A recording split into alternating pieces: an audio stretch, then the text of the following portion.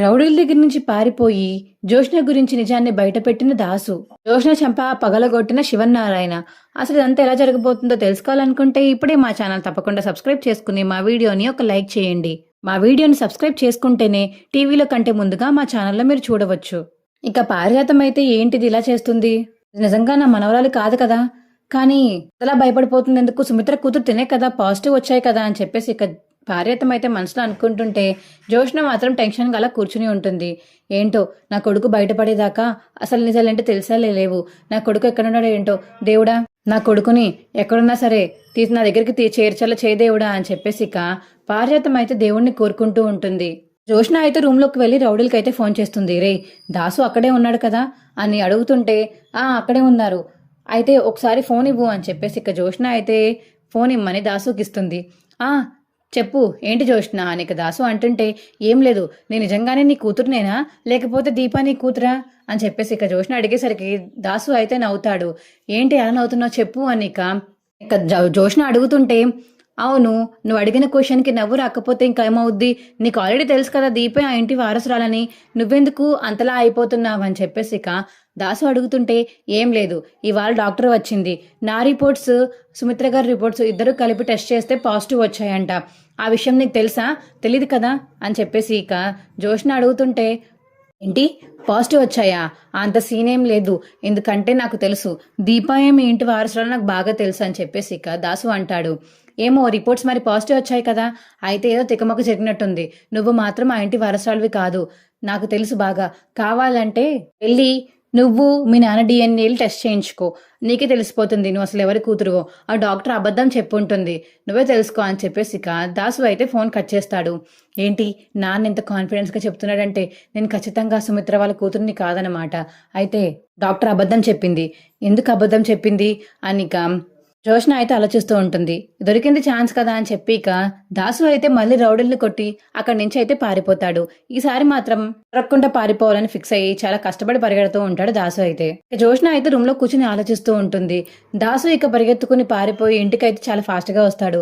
మావయ్య అని చెప్పేసి ఇక కార్తిక్ అయితే దాసుని చూస్తాడు. ఏం మావయ్య ఇలా పరిగెడుతున్నావు, ఏమైంది అని కార్తిక్ అడుగుతుంటే, ఏం లేదు, ఎక్కడికి వెళ్తున్నావు మావయ్య నువ్వు అని చెప్పేసి ఇక కార్తిక్ అడుగుతుంటే, ఏం లేదురా నీకు చెప్పాల్సిన అవసరం లేదు, నువ్వు జరుగా అని చెప్పేసి ఇక దాసు అయితే పరిగెత్తుకుంటూ ఇంట్లోకి అయితే వస్తాడు. మావయ్య ఇంట్లో నిజం చెప్పొద్దు మావయ్య అని ఇక కార్తిక్ అయితే వెనకాతల దాసు వెనకాతల పరిగెత్తుకుంటూ వస్తాడు. అప్పుడే ఇక దాసు ఇంటికి రావడం చూసిన పారిజాతం అయితే రే దాసు అని చెప్పేసి ఇక దాసుని అయితే హక్ చేసుకుంటుంది.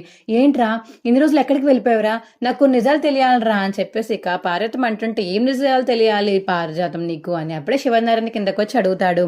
నీకు చెప్పలేను అండి, ఏం లేదండి ఏం లేదు అని చెప్పేసి ఇక పారిజాతం అంటుంటే, ఎందుకేమీ లేదు, వచ్చిన వెంటనే నిజాలు తెలుసుకోవాలని చెప్పావు, ఎలా ఉన్నావు ఏంటి అని అడగకుండా నిజాల గురించి అడుగుతున్నావంటే నువ్వు చాలా రోజుల నుంచి ఏదో నిజం కోసం ఆలోచిస్తున్నావు, దాసు ఏంటి ఇలా వచ్చావు అని ఇక శివనారాయణ అడుగుతుంటే, మీకు ఒక నిజం చెప్పాలి పెద్దాయన, జోష్న మీ ఇంటి వారసురాలు కాదు, మీ ఇంటి వారసురాలు వేరే ఉన్నారు అని ఇక దాసు చెప్పేసరికి అప్పుడే ఇక జోష్న కిందకి వస్తుంది.